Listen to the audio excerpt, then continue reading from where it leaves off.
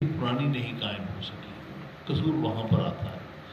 देखिए, एक अदारा जो है वो सारा बोझ नहीं उठा सकता सारे आइन का, तो इसलिए आइन ने वाज़ेह तौर पर 3 बड़े अदारे दिए हैं कि वो अपना अपना बोझ उठाएं। अगर वो अपना अपना बोझ नहीं उठाएंगे तो लामहला वो बोझ किसी और पर चला जाएगा। हमारे यहाँ सबसे ज़्यादा जिस अदारे ने सफ़र किया है वो है हमारी मुकन्ना लेजिस्लेचर जॉब। इसकी एक वजह ये है कि बुनियादी तौर पर अंग्रेज़ के दौर में मुकन्ना को कभी पलटने नहीं दिया, क्योंकि मुकन्ना जो है वो आज़ाद ममालिक की एक निशानी होती है। यहाँ पर बड़ी मुश्किल से 1935 के कानून के तहत आपने देखा कि किसी हद तक लोगों को ऑटोनॉमी कुछ प्रोविंशियल लेवल तक दी गई, उससे ऊपर तब भी कोई ऑटोनॉमी नहीं थी। उससे पहले तो बिल्कुल ही कोई ऐसी बातचीत नहीं थी। अंग्रेज़ का दौर था वो सारा डिक्टेटोरियल दौर था। इसलिए जिस दौर को हमने इनहेरिट किया है उसमें मुकन्ना का कोई ऐसा ख़ास रोल नहीं था। बदकिस्मती से हमारे यहाँ जो क़ुव्वतें फिर आई सामने, जो क्योंकि जिनके पास हथियार थे वो समझे कि अंग्रेज़ी में कहते हैं the power grows out of the barrel of a gun, उन लोगों ने इस मुल्क में इक़्तिदार पर कब्ज़ा कर लिया। लिहाजा उनको तो किसी सूरत भी पसंद नहीं थे कि इस मुल्क में किसी किस्म की मुकन्ना हो जहाँ पर खुल के बात हो, जहाँ उनके ख़िलाफ़ जो है वो जो है उनके ख़िलाफ़ कोई तहरीक चल सके। मैं एक ही आपको इसमें वाक़या जो कि जस्टिस मुनीर साहब की अपनी लिखी हुई किताब फ्रॉम जिन्ना टू ज़िया, कई साल अयूब खां के आने के बाद कोई मुकन्ना एग्जिस्टेंस में नहीं थी। 1958 से सन 62 में जब वो मुकन्ना बनी, और वो भी एक बड़े ही इस अंदाज से बनी कि उसमें आम आदमी ने वोट नहीं डाला उसको इलेक्ट करने के लिए। उसमें उन्होंने एक बेसिक बुनियादी जमहूरियत का एक निज़ाम इंट्रोड्यूस किया जिनको बेसिक टेम्पर्स कहते थे। यानी सारे पाकिस्तान में 80,000 की इलेक्ट्रेट थी, 40,000 मशरक़ी पाकिस्तान, 40,000 मगरबी पाकिस्तान। अब उससे मुंतखब होकर असम्बली आई थी, मतलब 650 मेंबरान जो थे कौमी असम्बली के मेंबर इलेक्ट करते थे, वो 300-350 सूबाई असम्बली के।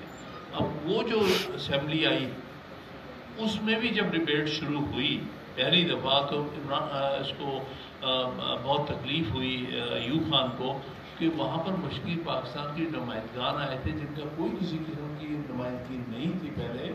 उन्होंने आके शिकायत शुरू की कि भाई आप मगरबी पाकिस्तान की जो क़ुव्वतें हैं, ये इस्टेब्लिशमेंट है, ये हमें एक्सप्लॉइट कर रही है, हमें 4 साल में किसी किस्म का कोई हक़ नहीं हासिल हुआ, हमारा तो आदमी को वज़ीर तक नहीं मुकर्रर हो गया, इसलिए हमारे वसाइल पर आप हुकूमत कर रहे हैं, हमारे वसाइल हमें दें, हम अपने हकूक़ भी मानते हैं, वसाइल भी मानते हैं। इस पर अयूब खां की को बड़ी तकलीफ पहुँची। तो ये मुनीर साहब जो थे जिन्होंने हमेशा हर इस्टेब्लिशमेंट के हाथ में फैसले किए थे, मौलाना तकीउद्दीन हो गया या 200 हो गया, उनको उन्होंने वज़ीर कानून लगाया था। तो उन्होंने उनसे कहा कि भाई अब मशरक़ी पाकिस्तान के नुमाइंदों से पूछ लो, अगर वो हमसे इतना तंग है तो लहदा क्यों नहीं हो जाता।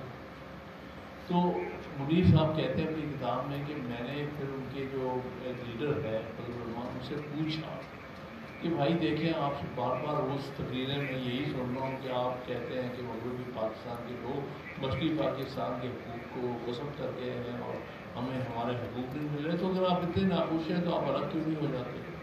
तो उनके लीडर ने उनसे पूछा कि भाई what are you asking for, secession, आप कहते हैं सिसेशन होनी चाहिए। उसने कहा हाँ, मुनीर साहब ने कहा हाँ, मिलती जुलती बात तकरीबन अबाउट।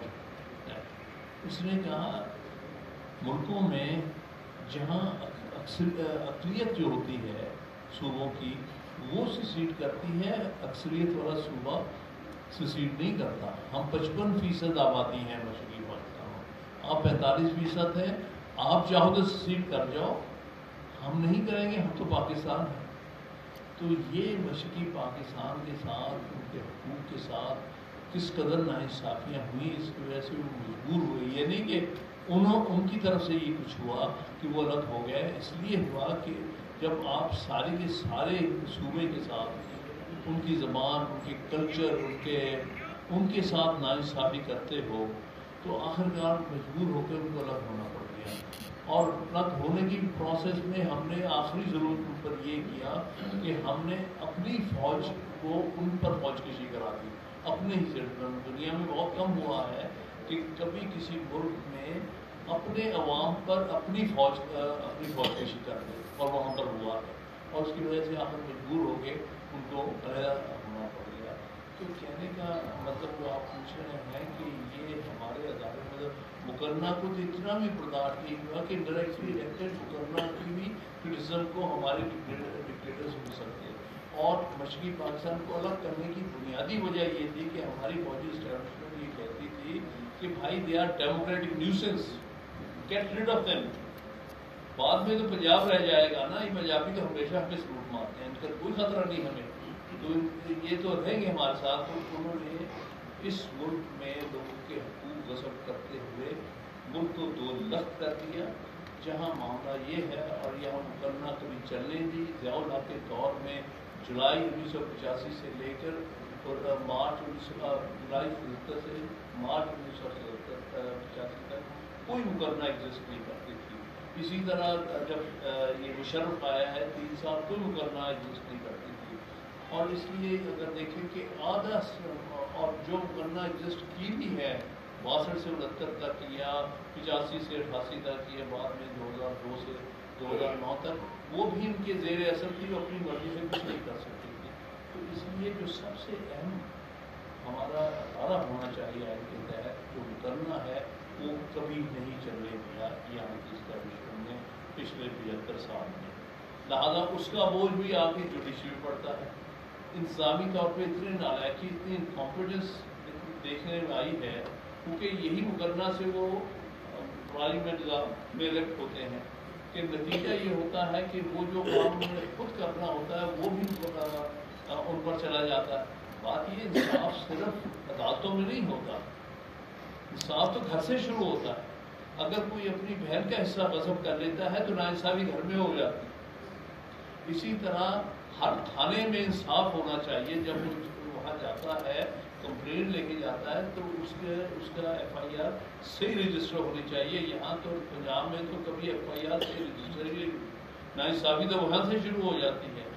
تو آخری بوجھ عدالت میں چلا جاتا ہے. لیکن بات تو یہ ہے کہ جس معاشرے کے مختلف طبقات میں، معاشرے کے اداروں میں انصاف نہیں ہوتا، وہاں پر آخری انصاف کے لیے لوگ عدالتوں کو جاتے ہیں، اور عدالتیں وہ بوجھ اٹھا نہیں سکتی ہے، دباؤ میں آ کے اس بوجھ کے اپنے فائدہ انجام دیتے ہیں.